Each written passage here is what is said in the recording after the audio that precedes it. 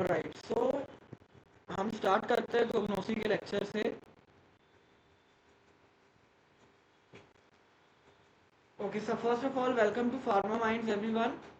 And here आज के lecture में हम देखेंगे फार्माकोग्नोसी। फार्माकोग्नोसी के कुछ बहुत बेसिक कॉन्सेप्ट एंड एक बहुत इंपॉर्टेंट कॉन्सेप्ट जिसमें से every year you will find कि इसमें से क्वेश्चन उस कॉन्सेप्ट से आता ही आता है।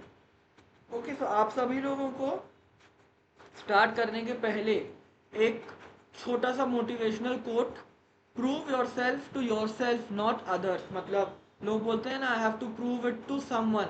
No, you do not have to prove it yourself to anyone, you have to prove yourself to yourself. आप खुद को ही प्रूव करो कि आप कुछ चीज कर सकते हो या you are better than what you were yesterday. Okay, subject का नाम है pharmacognosy. Number of questions asked in GPAT. GPAT में इस सब्जेक्ट से कितने क्वेश्चंस पूछे जाते हैं? सो जीपैट में फार्माकोग्नोसी के 10 क्वेश्चंस आते हैं। अब जीपैट 2024 जो कि national board of examination conduct करवाने वाला है, उसमें if this number will get changed you will be updated. ठीक है, अभी तक एनटीए करवाता था। तो एनटीए कैसा करवाता था? एनटीए हमेशा फार्माकोग्नोसी के 10 क्वेश्चंस देता था, लेकिन अगर अब नेशनल बोर्ड ऑफ एग्जामिनेशन ने कुछ पैटर्न चेंज किया। अभी देखो, जीपैट 24 की सिर्फ एक एस्टिमेटेड डेट आई है which is 8th of June, है ना। वी डू नॉट नो कि उसका रजिस्ट्रेशन प्रोसेस कब स्टार्ट होगा, किस टाइप से पेपर आएगा। वो तो देखो एमसीक्यू आएंगे, वो तो क्लियर है। 4+4 - 1 अभी तक इतना ही मालूम है हमको, ठीक है। लेकिन क्या पैटर्न में कुछ चेंज करने वाले हैं वो लोग, है ना? Will they add something more, will they subtract something from here, या फिर क्वेश्चन के नंबर का अगर वो चेंज करें। एंड अभी तक क्या रहता था? 38 from pharmaceutics, 38 from chemistry, 28 from कोलॉजी, 10 फ्रॉम कोग्नोसी एंड 11 फ्रॉम अदर्स। ये पैटर्न चलता था। अब हो सकता है पैटर्न थोड़ा बहुत चेंज हो जाए, ठीक है। अभी तक कुछ कंफर्मेशन नहीं है, जो भी कंफर्मेशन आएगा वो आप सभी लोगों को बताया जाएगा, ठीक है। तो अब आप लोग सोचोगे कि यार 10 ही तो क्वेश्चन है, क्या इतना मेहनत करना 10 क्वेश्चन के पीछे। लेकिन that 10 question are of 40 marks. उनका जो वर्थ है वो कितना है? 40 मार्क्स का है, ठीक है। और जीपैट में एक एक मार्क्स भी बहुत मैटर करता है। लास्ट वी नो, क्या पता है हमको कि कोग्नोसी 10 क्वेश्चन आते हैं, 40 मार्क्स के आते हैं, ठीक है। बस इतना मालूम है हमको। लेकिन उसमें क्या आता है उसके अंदर, आप अगर देखोगे तो क्वेश्चन के अंदर भी एक क्वेश्चन में 4 क्वेश्चन छुपे रहते हैं, ठीक है। तो उसका आपको कॉन्सेप्ट पता होना बहुत ज़्यादा ज़रूरी है। Why? Because in one question we have 4 question. अगर कोई एमसीक्यू वाला सॉरी मैच द कॉलम वाला क्वेश्चन आ गया किसी भी चीज से रिलेटेड, हो सकता है आपको ट्राइकोम 4 ड्रग्स दे दिए हो, उनके 4 टाइप्स के ट्राइकोम दे दिए हो। तो अब वो क्वेश्चन तो एक ही है, लेकिन उसके अंदर क्या 4 चीजें पूछी गई हैं। इसीलिए सिर्फ नंबर ऑफ क्वेश्चन देखकर कभी भी ये मत सोचना कि अरे 10 ही तो क्वेश्चन है छोड़ देते हैं। नहीं, वो 10 क्वेश्चन के अंदर भी बहुत सारी चीजें पूछी जा सकती हैं। एंड वो 10 क्वेश्चन 40 नंबर के होते हैं।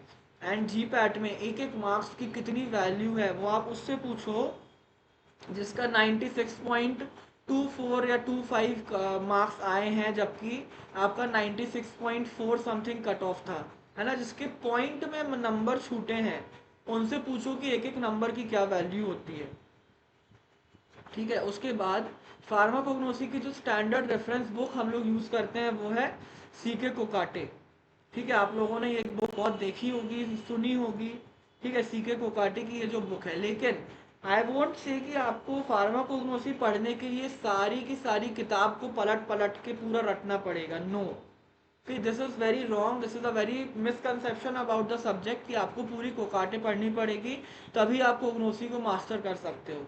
आपको हेलो। मास्टर करना ही नहीं है। हेलो? हाँ, आवाज सबको क्लियर आ रही है? एक बार थम्स अप दे दो, क्योंकि कुछ बच्चों को मैंने चैट्स पढ़ा कि आवाज थोड़ी। अच्छा, जिसको भी आवाज का थोड़ा इशू हो रहा है एक बार रीजॉइन कर लो आप, है ना, क्योंकि मुझे भी आवाज सही आ रही है समीप सर की। सॉरी को डिस्टर्ब करने के लिए समीप। चलो, इन कंटिन्यू। अभी क्लियर है आवाज मेरी?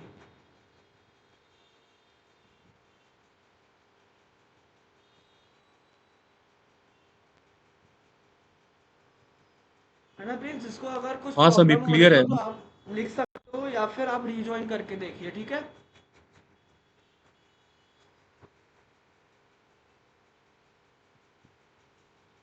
ओके, सीके कोकाटी की जो बुक की मैं बात कर रहा था, सो इट्स नॉट नेसेसरी कि आप इतनी मोटी बुक पूरी पढ़ लो, नहीं।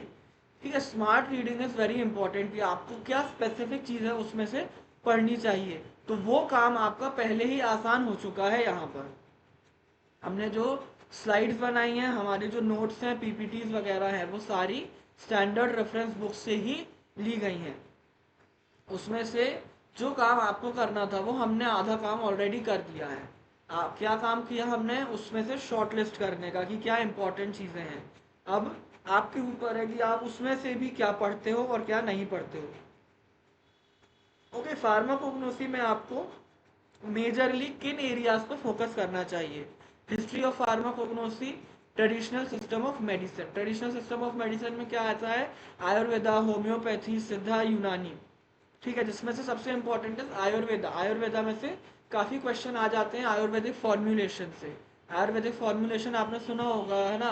अश्वा, अरिष्टा, रसा, चूर्ण, वटी, ये सब चीजें क्या होती हैं? आयुर्वेदिक फॉर्म्यूलेशन। तो इनके में से क्वेश्चन आ जाते हैं। फिर plant tissue culture. Plant tissue culture why it is important? Because ये जो टॉपिक है ये आपका फार्माकोग्नोसी के साथ साथ बायोटेक्नोलॉजी के पॉइंट ऑफ व्यू से भी इम्पोर्टेंस रखता है। Then chemistry of natural products. Chemistry of natural products में आपके जितने भी नेचुरल प्रोडक्ट हैं उनके बारे में सारी डिटेल्स आ जाएंगी। देन इंडिविजुअल अगर हम कैटेगरी वाइज बात करें तो alkaloid, glycoside, volatile oil, tannins, resins. ठीक है, इसके साथ साथ आपका जो है पाथवेज बहुत ज़्यादा इंपॉर्टेंट है, जो कि केमिस्ट्री ऑफ नेचुरल प्रोडक्ट में ही अंडर आएगा उसके। ठीक है, शिकमिक एसिड पाथवे, मेवलोनिक एसिड पाथवे। ठीक है, तो ये वाले जो पाथवेज हैं ये सब इंपॉर्टेंट रोल प्ले करते हैं आपके कोग्नोसी में। ओके, अब मैंने बोला था कि हम सबसे पहले देखेंगे कि क्या पढ़ें और कैसे पढ़ें। ठीक है, तो हम देख लेते हैं। सबसे पहले यहाँ पे एक चीज़ है, NCERT is the key for GPAT. ठीक है, एनसीईआरटी का मतलब यहाँ पर एनसीईआरटी की किताबों से बिल्कुल नहीं है। What does NCERT stands for? Note making, consistency, everyday learning and discussion, regular revision and test. तो आपको जो भी क्लास में पढ़ाया जा रहा है उसको, उसमें से इम्पोर्टेंट जो चीज़ें बताई जा रही हैं उनको कहीं पर लिख लो। क्लास के बाद पूरा लेक्चर देखो, किसी भी किताब से या जिस चीज़ से भी आपको पढ़ना हो उस चीज़ से एक बार रीड करो। और अगर कुछ चीज़ क्लास में नहीं बताई गई और आपको लग रहा है कि इम्पोर्टेंट है, उसको भी लिखो। That is why note making is very important. Note making का मतलब ये नहीं होता है कि पूरी की पूरी स्लाइड देख के उतार ली आपने अपनी कॉपी पे। That is just a waste of time. Note making बहुत ही स्पेसिफिक होनी चाहिए, उसके भी तरीके आपको बताए जाएंगे आगे। ठीक है, कंसिस्टेंसी। आज लेक्चर देख रहे हैं, कल नहीं देखेंगे, परसों देख लेंगे, हफ्ते भर देखेंगे, फिर 3-4 हफ्ते गायब हो जाएंगे, फिर एक आध महीने में कभी एक आध दिन देखेंगे, फिर गायब हो जाएंगे। तो ऐसे कभी कुछ नहीं हो पाएगा। ठीक है, कंसिस्टेंटली आपको चीज़ें लर्न करना है, धीरे धीरे एक एक सीढ़ी चढ़कर आप पूरा जीपैट क्वालिफाई कर जाओगे। फिर एवरीडे लर्निंग एंड डिस्कशन। जो आपने रोज पढ़ा उसको अपने दोस्तों के साथ ग्रुप्स में डिस्कस करो कि यार मैंने आज ये पढ़ा, तुमने आज क्या पढ़ा, मुझसे इस चीज़ से क्वेश्चन पूछ लो, मैंने सही पढ़ा है या नहीं पढ़ा है। ठीक है, आपका व्हाट्सएप पर भी डिस्कशन ग्रुप बनाया जाता है।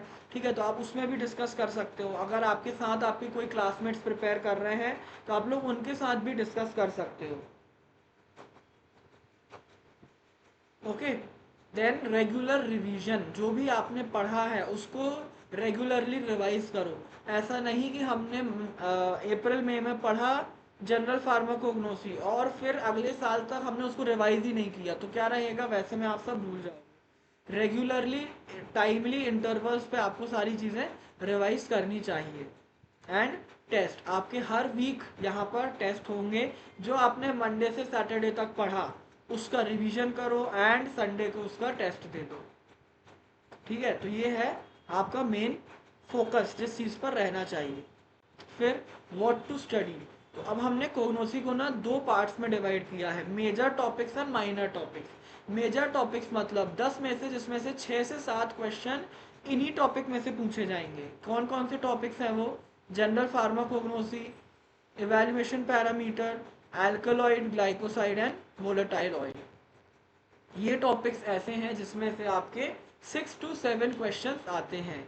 एंड माइनर टॉपिक मतलब ये ऐसे टॉपिक हैं, लगते ज़्यादा हैं लेकिन इनमें से ज़्यादा क्वेश्चन नहीं आते, 3 से 4 ही क्वेश्चन आएंगे इसमें से। Tannin, resin, plant tissue culture, secondary metabolic pathway मतलब वही आपका शिकमिक एसिड, मेवलोनिक एसिड पाथवे वगैरह। हर्बल ड्रग्स, 6 सेमेस्टर में पूरा सब्जेक्ट है हर्बल ड्रग टेक्नोलॉजी, लेकिन वो उसमें से ज़्यादा क्वेश्चन नहीं आते, एक आध क्वेश्चन कभी 1-2 साल के इंटरवल में आ गया तो आ गया। Lipids and fixed oil, carbohydrate and traditional medicine. ठीक है, तो ये कैसे टॉपिक्स हैं? These are all minor topics.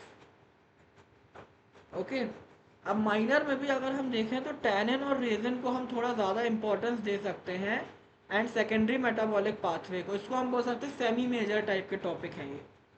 ठीक है, फिर अब हाउ टू स्टडी। लोग बोलते हैं कि यार बहुत ज़्यादा रटना पड़ता है, नहीं रटा जाता, नहीं समझ में आता। तो उसी के लिए सबसे पहला point, do not mug up at once. एक ही बार में, अगर देखो सेमेस्टर कितने टाइम का रहता है, मिनिमम अगर हम देखें तो 2-3 महीने और मैक्सिमम देखें तो 5 से 6 महीने का। ओके, तो आप अगर वो 5 से 6 महीने के लिए जो सब्जेक्ट आपको पढ़ने दिया है सेमेस्टर में, उसको एग्जाम की एक रात पहले पढ़ोगे तो क्या करना पड़ेगा? बहुत ज़्यादा रटना पड़ेगा। वो चीज़ किसी से नहीं होती, किसी को नहीं पसंद आती। इसलिए कहते हैं कि do not mug up at once. एक ही बार में पूरी चीज़ें रटने की, पढ़ने की कोशिश मत करना, कभी नहीं हो पाएगा। ठीक है, फिर read things in a timely interval. Time to time interval में आप चीज़ें पढ़ो। जैसे आपने अगर आज स्टार्ट किया जनरल फार्माकोग्नोसी से, ठीक है, जनरल फार्माकोग्नोसी आप अच्छे से पढ़ लो, फिर थोड़ा सा टाइम दो।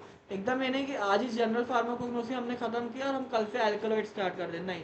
फिर थोड़ा सा टाइम दो, बीच बीच में कोई दूसरे सब्जेक्ट पढ़ो जो आपको ज़्यादा अच्छे लगते हैं। ठीक है, फिर उसके बाद एक आध हफ्ते के इंटरवल में आप ये इसका दूसरा टॉपिक फिर से चालू करो। Do not read everything. किताब इतनी मोटी है, किताब में दी हुई हर चीज़ पढ़ने के लिए नहीं है। Okay, specific and smart reading आपको आनी चाहिए। Make tricks to remember. ठीक है, कोई भी चीज़ याद करने के लिए ट्रिक बनाओ। कैसे ट्रिक बनाओ? जैसे ये बना हुआ है, trick to remember cardiac glycoside. Cardiac मतलब दिल। ठीक है, अब ऐसे मीम वगैरह से अगर आप रिलेट करके ट्रिक्स बनाओगे ना, नेटवर्क इशू हर किसी को हो रहा है या सिर्फ एक ही जने को हो रहा है?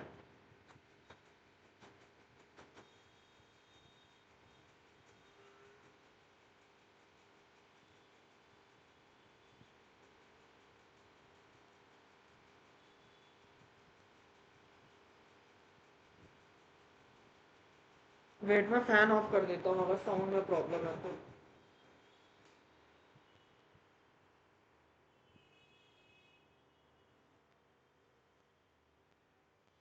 अभी क्यों नेटवर्क इशू हो रहा है भाई? अभी तो मैं फुल वाईफाई वाले जोन में बैठा हुआ हूँ।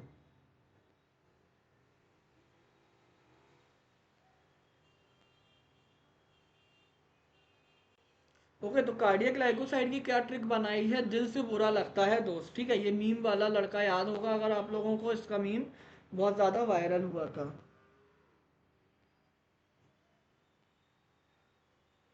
वेट, आई विल रीजॉइन, है ना?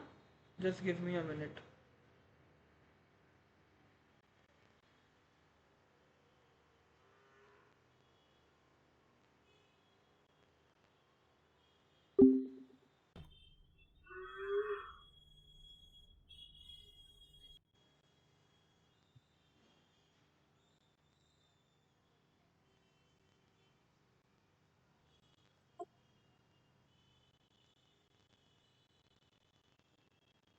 ओके, अभी मेरा स्क्रीन दिख रहा है फिर से सबको? Is my screen visible everyone now?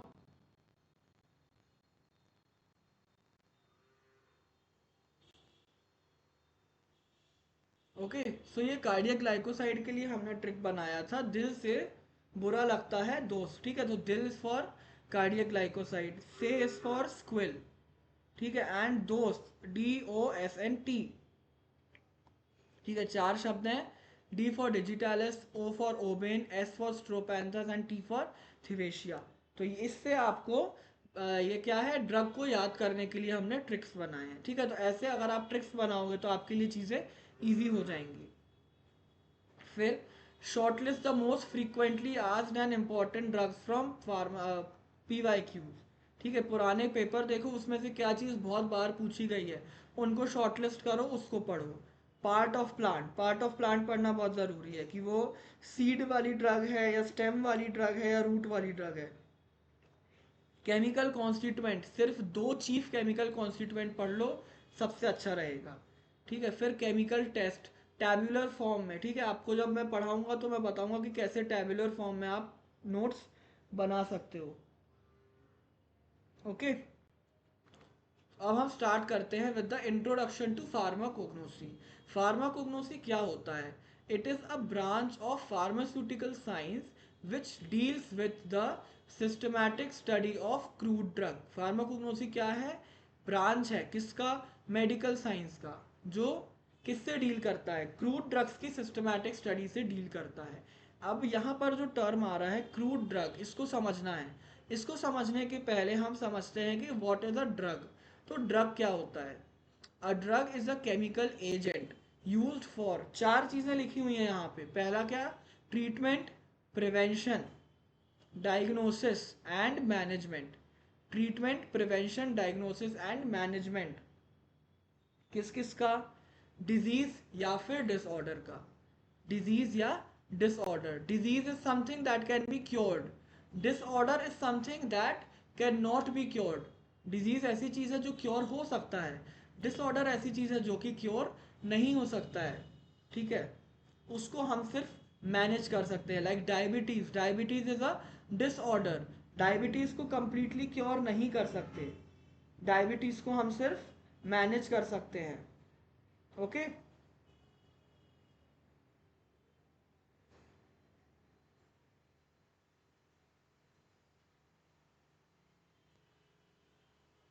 Clear हुआ ये?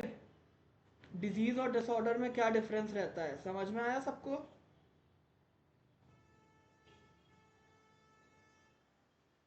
ओके। सो यहाँ पे जो पहले दो टर्म्स हैं, ट्रीटमेंट एंड प्रिवेंशन, ठीक है, ये किसका होता है? डिजीज का। डायग्नोसिस, डायग्नोसिस किसी का भी हो सकता है, डिजीज का भी होता है और डिसऑर्डर का भी होता है। अच्छा, कोई ऐसी ड्रग का नाम बता सकता है क्या जिसका आप डायग्नोसिस में यूज करते हो? किसी भी डिजीज के डायग्नोसिस में कोई ड्रग यूज होती है, ऐसे कोई ड्रग का नाम बताओ।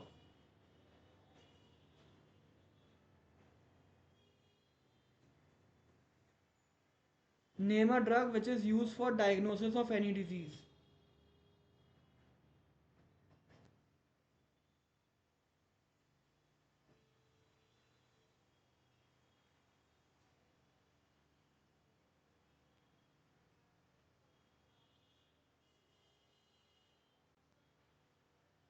नहीं मालूम किसी को? आवाज आ रही है ना मेरी सबको?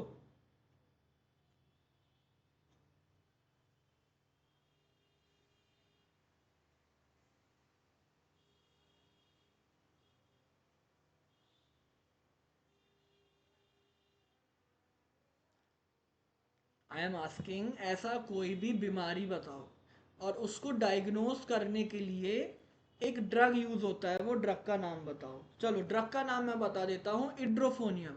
इड्रोफोनियम किसको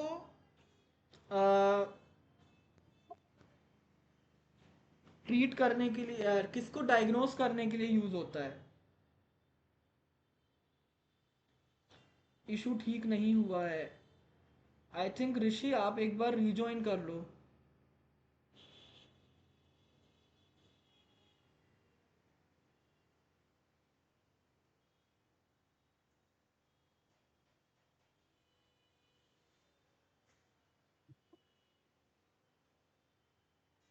क्योंकि आई हैव फुल वाईफाई, ठीक है, यहाँ पे पूरा ऐसा भी नहीं है कि मैं कहीं ऐसी जगह बैठा जहाँ पे वाईफाई वीक आ रहा हो।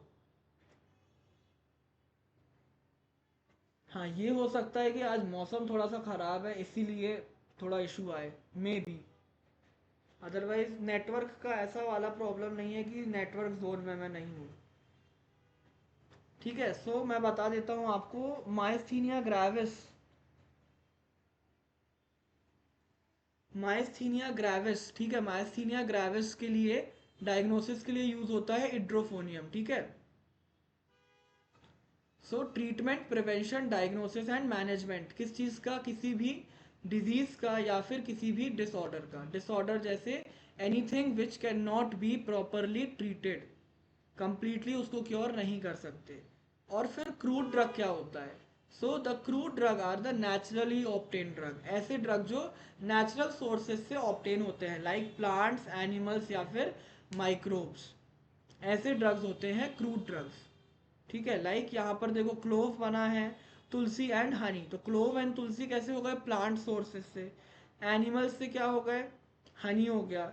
फिर मरीन ड्रग, माइक्रो ऑर्गेनिज्म से ऑप्टेन वाले ड्रग, ये सब आप पढ़ोगे आगे जाके। फिर नेक्स्ट देखो। अरे यार, क्या अभी भी प्रॉब्लम हो रही है क्या? सभी लोगों को प्रॉब्लम हो रही है क्या?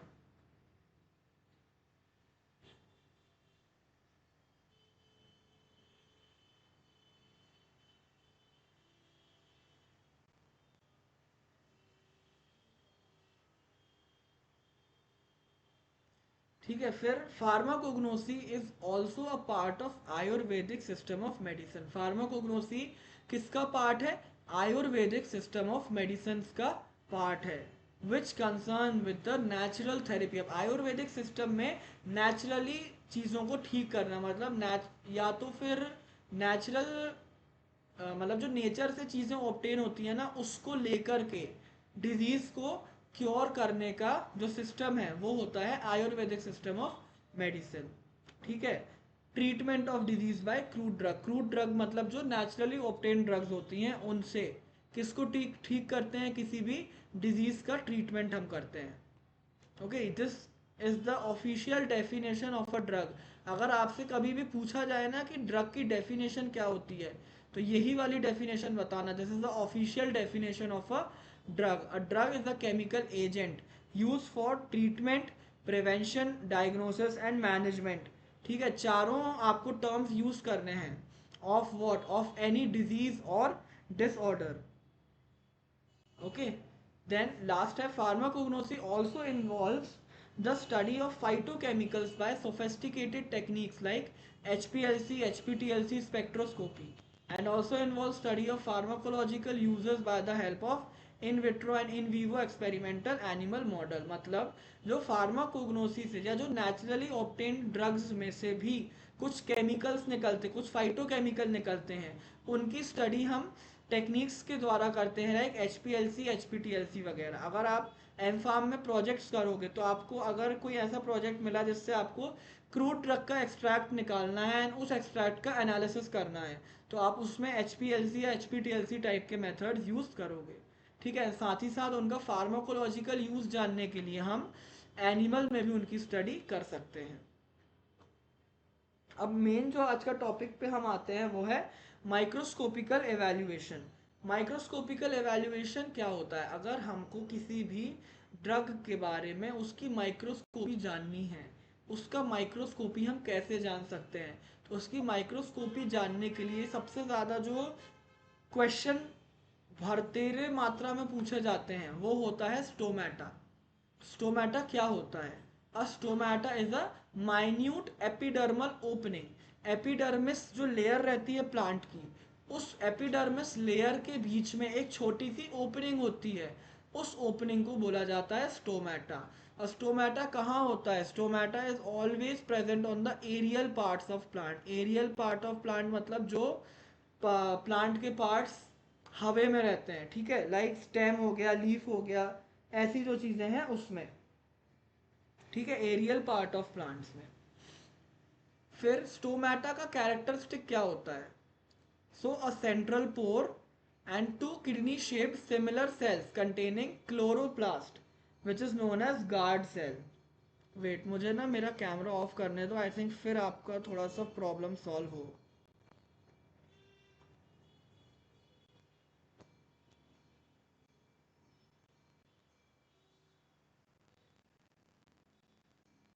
ओके,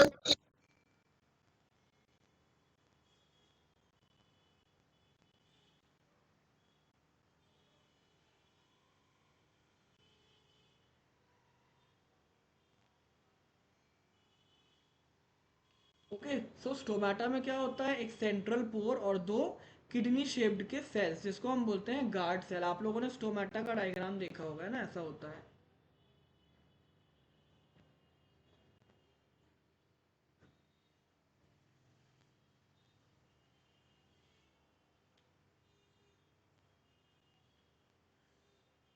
ना। ये ऐसे दो किडनी शेप्ड सेल्स होते हैं एंड बीच में ये क्या होता है, एक स्मॉल ओपनिंग होती है जिसको हम बोलते हैं सेंट्रल पोर।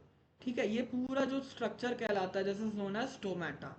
ओके, और इसके साथ साथ आसपास क्या होते हैं, इसके varying number of subsidiary cell, इसमें बहुत सारे सेल्स इसको सराउंड करते हैं जिसको बोला जाता है सब्सिडरी सेल या सब्साइडरी सेल, जो भी आपको बोलना हो।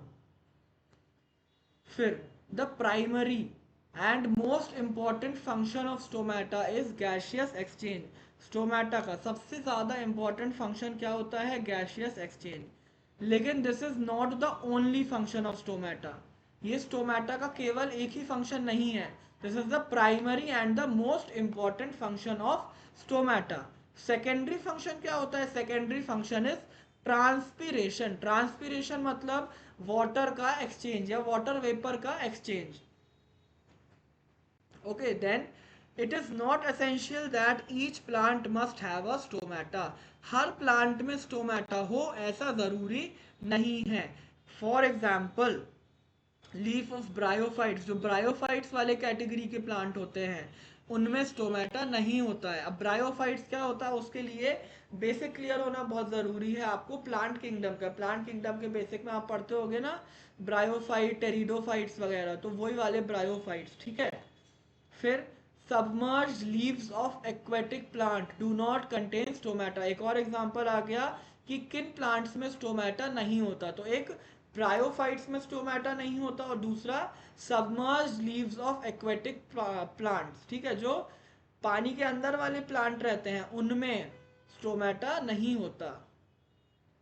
Stomata present in green part of plant, mostly leave. Always leaves नहीं लिखा है, क्या लिखा है, मोस्टली लीव्स। मोस्टली मतलब अधिकतर लीव्स में पाया जाता है। एग्जाम्पल सेना। एब्सेंट इन रूट, अब भाई ऑब्वियस बात है एरियल पार्ट में पाया जाएगा तो रूट में तो नहीं होगा, रूट में एब्सेंट ही रहेगा। ठीक है, अब लीव्स में क्या लिखा है, मोस्टली। तो लीव्स के अलावा भी कुछ जगह हैं जहां पर स्टोमेटा पाया जाता है। एग्जाम्पल एफेड्रा, एफेड्रा में कहां पर, in the stems. Clove, clove में कहां पर, in the flowers. And fennel, fennel में कहां पर, फ्रूट में। मतलब जो सौंफ का जो वो रहता है ना मेन, उसको आप फ्रूट बोल रहे हो, उसको आप सीड बोल लो, जो आपको बोलना है, तो उसमें पाया जाता है। फिर stomata are abundantly present in dicot leaf. Dicot leaf में भर भर के स्टोमेटा प्रेजेंट रहते हैं। डायकॉट लीव्स मतलब जैसे चना हो गया, चना एज अ डायकॉट प्लांट है ना, जो चने की जो लीव होंगे, चने के झाड़, है ना। लोग चने के झाड़ पे चढ़ तो बहुत जल्दी जाते हैं लेकिन उनको पता नहीं रहता है कि इसमें बहुत ज्यादा अमाउंट में स्टोमेटा प्रेजेंट है। फिर नेक्स्ट देखो, in some cases they are present on the upper surface of leaf. मतलब लीव्स के ऊपर के जो कहना चाहिए सरफेस है उस पर प्रेजेंट रहते हैं। While in others on lower surface only. कुछ में तो अपर में और कुछ में लोअर सरफेस ऑफ लीव्स में ये प्रेजेंट रहते हैं। लाइक कोका एंड चेरी, तो कोका एंड चेरी में ये सिर्फ लोअर सरफेस ऑफ लीव्स में प्रेजेंट रहते हैं। नेक्स्ट देखो, stomata are present on both surface. अब अपर और लोअर में तो कुछ कुछ में रहेंगे लेकिन अधिकतर अधिकतर ये दोनों सरफेसेस में भी स्क्रीन नहीं प्रेजेंट दिख रहते रही हैं। है सर। हेलो, स्क्रीन नहीं दिख रही है सर। स्क्रीन नहीं दिख रही है? Yes sir.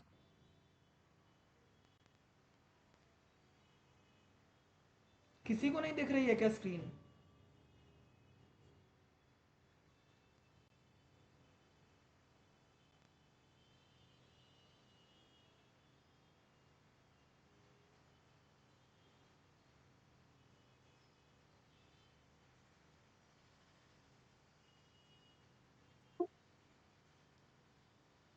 ओके, चलो भाई, जिसको नहीं दिख रही है वो फिर से ज्वाइन कर लो, ठीक है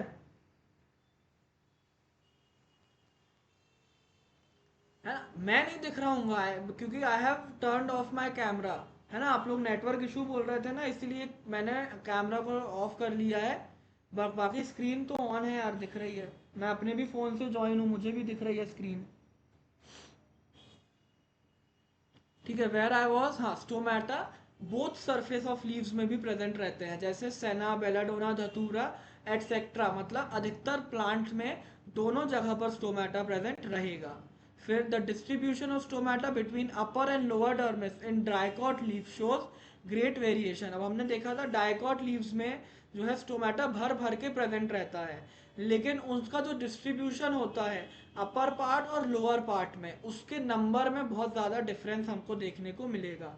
ठीक है, जैसे अगर अपर सरफेस में फॉर एग्जांपल 10 स्टोमेटा प्रेजेंट है, तो लोअर सरफेस में हो सकता है 50 या 60 हो। ठीक है, जैसे जस्ट एन एग्जाम्पल, है ना। इसको सच मत समझना कि 10 और 50 60 ही रहेंगे स्टोमेटा।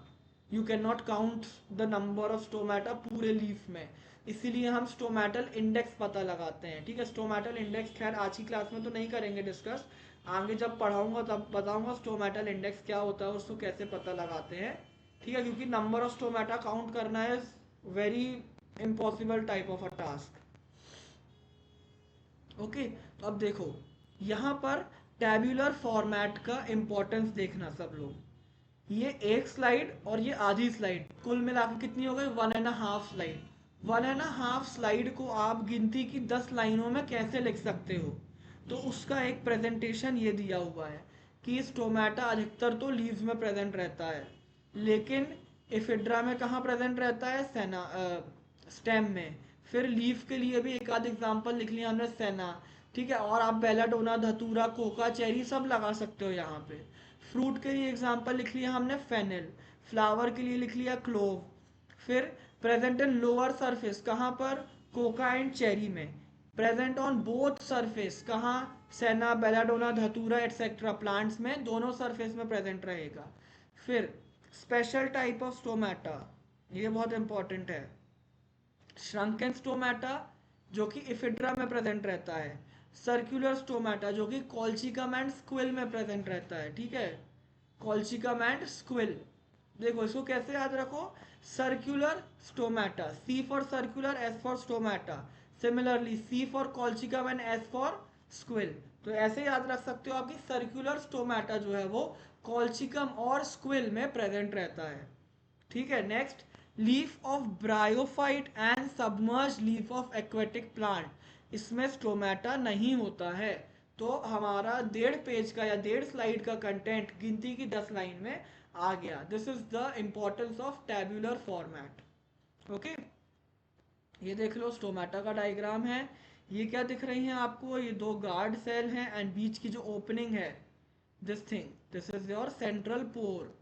और ये साइड साइड में ये आपको ये दिख रहा है ना, ऐसे वेन्स टाइप की बनी है ये तो ये सब क्या है, ये सब सब्सिडरी सेल्स हैं। ओके, देखो एपिडर्मल सेल, एपिडर्मल सेल को भी हम सब्सिडरी सेल भी बोल सकते हैं। ठीक है, गार्ड सेल, गार्ड सेल तो ये हो गई हमारी ये वाली। फिर स्टोमा, मतलब ये पूरा फिगर स्टोमा। क्लोरोप्लास्ट, अब इसमें जो सेल्स रहेंगी उनमें क्लोरोप्लास्ट भी रहते हैं। एंड न्यूक्लियस, तो ये आपको जो है दोनों सेल के न्यूक्लियस भी दिख रहे हैं। This is the open view and this is the closed view. Okay, अब अलग अलग टाइप के स्टोमेटा होते हैं, तो यहाँ पर डायग्राम बने हुए हैं। हम एक एक टाइप का स्टोमेटा पढ़ेंगे और उसके साथ साथ फिर मैं बाद में आकर ये वाली स्लाइड में वापस आकर इसके डायग्राम एक्सप्लेन करूंगा। ठीक है, तो पहला देखते हैं क्या है, parasitic type of stomata. Ravi, what happened, आपने हैंड रेस किया है।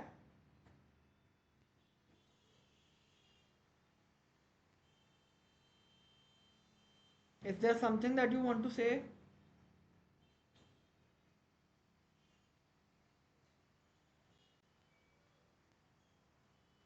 ओके, चलो लेट्स कंटिन्यू। पहला क्या है, पैरासाइटिक टाइप ऑफ स्टोमेटा। अब पैरासाइटिक टाइप ऑफ स्टोमेटा को ही हम बोलते हैं रूबिएशियस टाइप ऑफ स्टोमेटा। और पैरेलल सेल्ड स्टोमेटा। ठीक है, अब इसमें क्या होता है, द स्टोमा हैज कितने सब्सिडरी सेल रहेंगे इसमें, दो। सो टू सब्सिडरी सेल्स, दो सब्सिडरी सेल रहेंगे, और वो कैसे रहेंगे, अलोंग द एक्सिस, एक्सिस के साथ साथ, एक्सिस के पैरेलल में रहेंगे। Example senna and Coca. अब देखो डायग्राम में देखो, पैरेलल सेल कहाँ पर है, ये है पैरासाइटिक। ये हरे कलर का क्या दिख रहा है आपको, स्टोमा, और पीले कलर के आप सब्सिडरी या एपिडर्मल सेल बोल लो, वो हैं। ठीक है, तो ये देखो, अगर हम स्टोमा का एक्सेस बनाएं तो ये इसका एक्सेस बनेगा ऐसा, एंड इनका अगर हम पीले वाले सेल का एक्सेस बनाएं तो ये ऐसा बनेगा। तो एक्सेस कैसा है, पैरेलल है दोनों। ठीक है, इसीलिए इनको बोलते हैं पैरेलल सेल्ड स्टोमेटा। ठीक है, पैरेलल सेल्ड स्टोमेटा। दो ही सब्सिडरी सेल रहेंगी, दोनों कैसे रहेंगी, अलोंग द एक्सिस रहेंगी, एक्सिस से पैरेलल रहेंगी। Example senna and coca. So इसका ट्रिक क्या होगा, Ruby cleared PCS exam, Ruby for rubiaceous, P for parallel celled या पैरासाइटिक, दोनों पी से स्टार्ट होते हैं, and C S, C for coca, S for senna. PCS का एग्जाम किसने क्लियर किया, रूबी ने क्लियर किया। ठीक है, Ruby for rubiaceous, P for parallel celled या parasitic, C for coca, S for senna. Okay, clear है। पहला टाइप पैरेलल सेल्ड, इसमें किसी को कुछ पूछना है,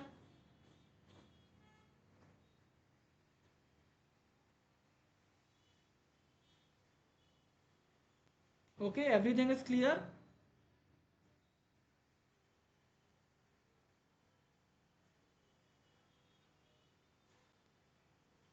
चलो नेक्स्ट देखते हैं, डायासाइटिक टाइप ऑफ स्टोमेटा। डायासाइटिक को और क्या बोलते हैं, कैरियोफाइलेशियस। कैरियो, देखो कैरियोफाइलेशियस,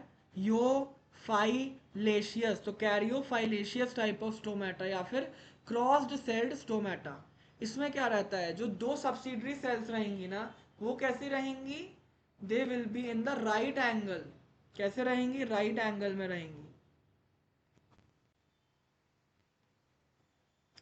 ठीक है, to the stoma.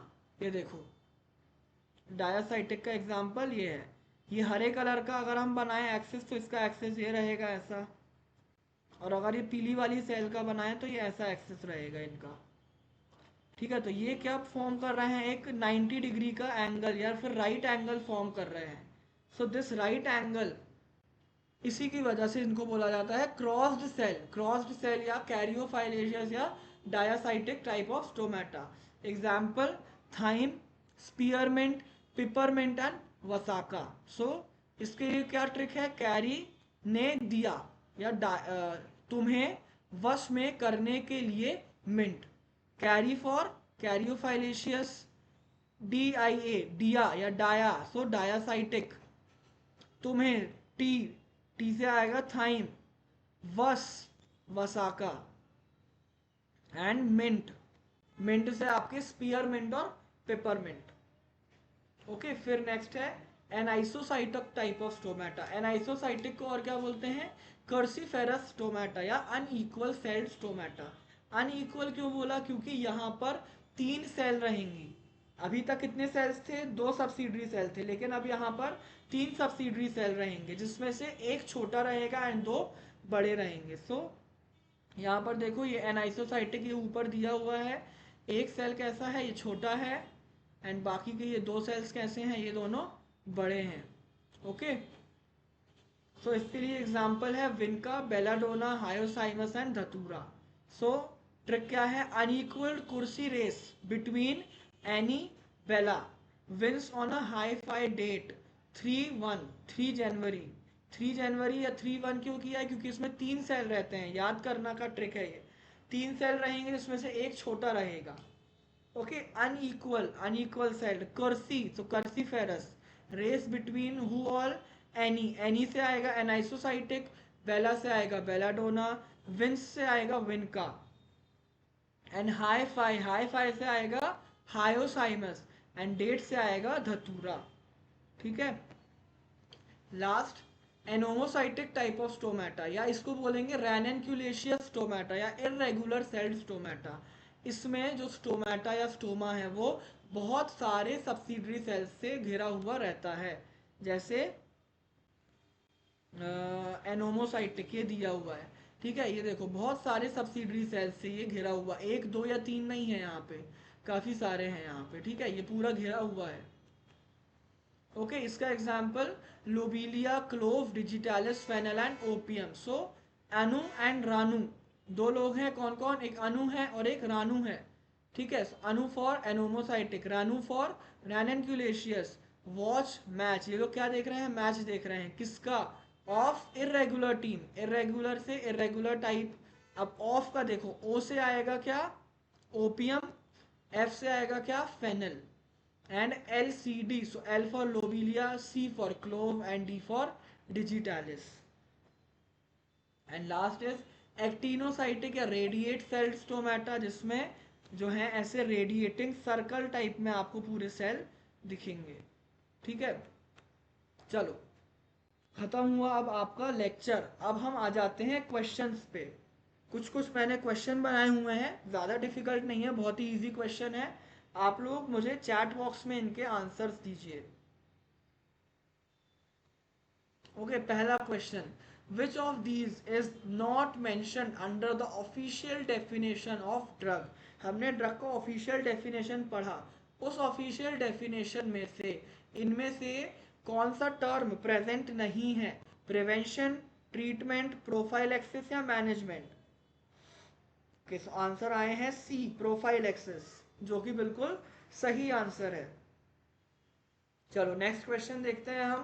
Question number 2, shrunken stomata is present in. Shrunken stomata किस में प्रेजेंट होता है, squill, sorry, A is colchicum, B squill, C clove या डी इफिड्रा।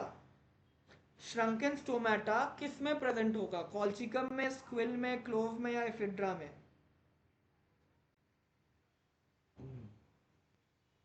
ओके, दो लोगों के आंसर आए हैं डी, डी।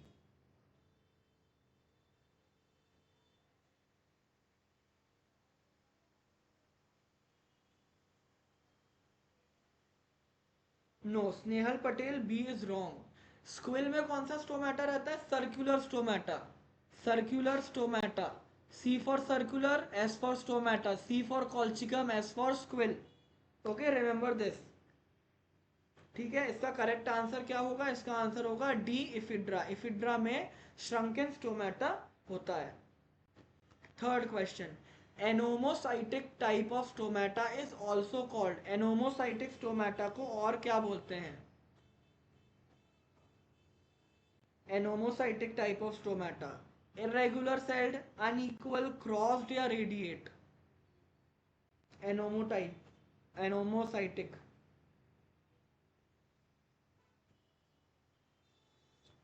ओके, ए आ रहे हैं आंसर, इरेगुलर सेल्ड। पक्का है ए, बी तो नहीं है, अनइक्वल सेल्ड तो नहीं है एनोमोसाइटिक में।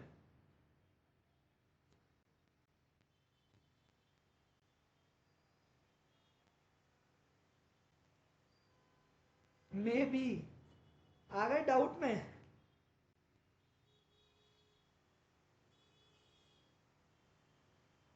May be anomocytic type of stomata. अधिकतर लोगों के आंसर आए हैं ए, इरेगुलर सेल्ड। एंड दीपक का आंसर पहले तो ए आया है, फिर आ गया है मे बी। चलो इनके मे बी का हम देख लेते हैं। Anomocytic type of stomata is also known as irregular type of stomata, ठीक है। तो आप लोग बिल्कुल सही थे जिसने आंसर दिया था ए। ओके, मैंने ये क्यों बोला, क्योंकि आपको अपने आंसर पे भी कॉन्फिडेंस होना चाहिए कि अगर आपने ए आंसर दिया है तो हाँ मेरा आंसर ए बिल्कुल सही है। मे बी वाली चीज नहीं आनी चाहिए। आई नो अभी पहली क्लास थी इसलिए मे बी वाला ऑप्शन आया है, आगे से नहीं आएगा, ठीक है। Question 4, diacytic stomata is not present in vasaka, senna, thyme या मिंट।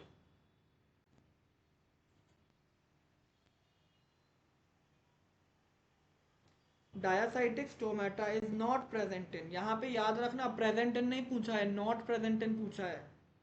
मतलब इनमें से किसमें डायासाइटिक स्टोमेटा प्रेजेंट नहीं होता है।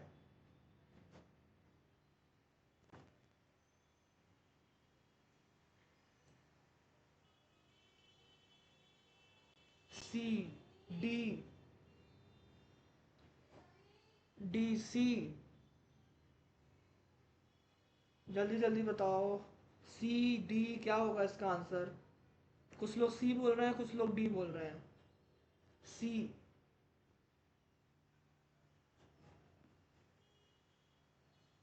ओके, और किसी को ट्राई करना है, कोई डिफरेंट आंसर देना? कोई ए या बी वाला तो नहीं है?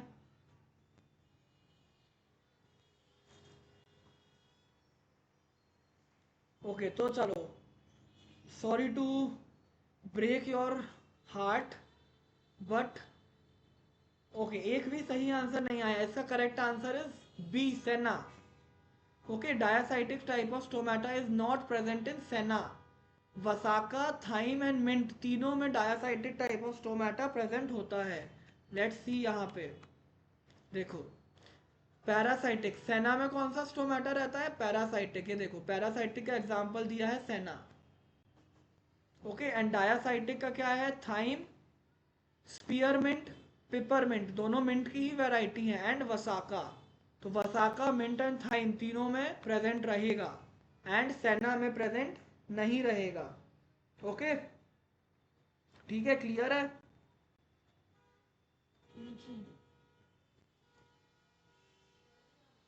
क्लियर है सबको?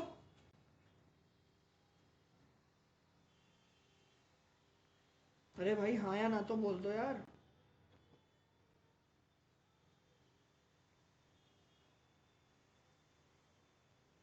चलो, last question. Cruciferous stomata is present in, cruciferous stomata किस में प्रेजेंट होता है? धतूरा, बेलाडोना, विनका, या ऑल ऑफ दीज?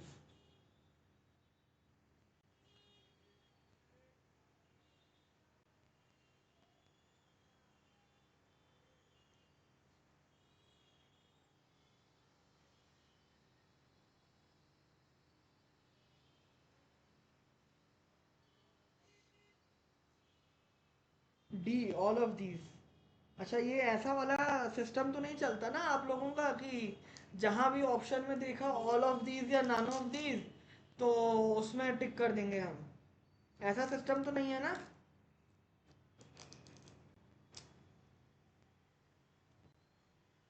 या ऐसे ही सिस्टम है? हाँ, ये चीज ना, अभी तो ऐसा ही लगाया। ओके, तो चलो, ऐसे ही लगाया तो तुक्का तो आप लोगों का सही निकला। लेकिन देखो, इस चीज को ना हमेशा वो मत करना कि ये चीज हमेशा सही होती है। Okay, this thing only works 10% of times. Ji PAT में 90% ऑफ टाइम आप देखोगे कि ऑल ऑफ दीज या नन ऑफ दीज आंसर नहीं होता है। सिर्फ 10% ऑफ टाइम, जैसे अगर 10 में से सिर्फ एक ही क्वेश्चन ऐसा होगा जिसका ऑल ऑफ दीज या नन ऑफ दीज आंसर होगा। ओके, तो this thing will not work in ji PAT अगर आप ऑल ऑफ दीज या नन ऑफ दीज करके आंसर लगाओगे तो। बहुत लोगों की कश्ती डुबाई है ये ऑल ऑफ दीज और नन ऑफ दीज ने।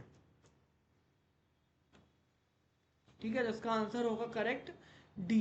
अब देखो यहाँ पे, आज आपने पहली बार स्टोमेटा पढ़ा, फिर भी आप लोगों से अधिकतर क्वेश्चन बन गए। You were able to answer 80% of question. एक क्वेश्चन जो था ये वाला, इसका आंसर नहीं बना। किसी जिसने भी आंसर दिया उनमें से किसी ने करेक्ट आंसर नहीं दिया। इसका मतलब क्या, हम गधे हैं? सो बिल्कुल नहीं। इसका मतलब क्या, हमको कुछ नहीं आता, हमारा कुछ नहीं होगा, हमसे जीपैट नहीं क्वालिफाई होगा? सो बिल्कुल नहीं। You need practice and patience.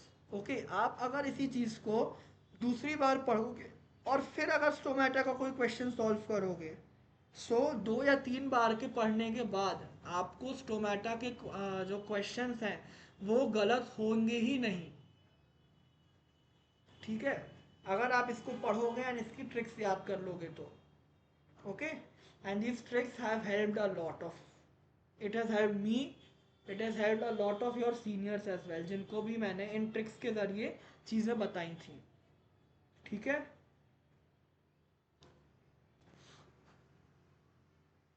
Okay, so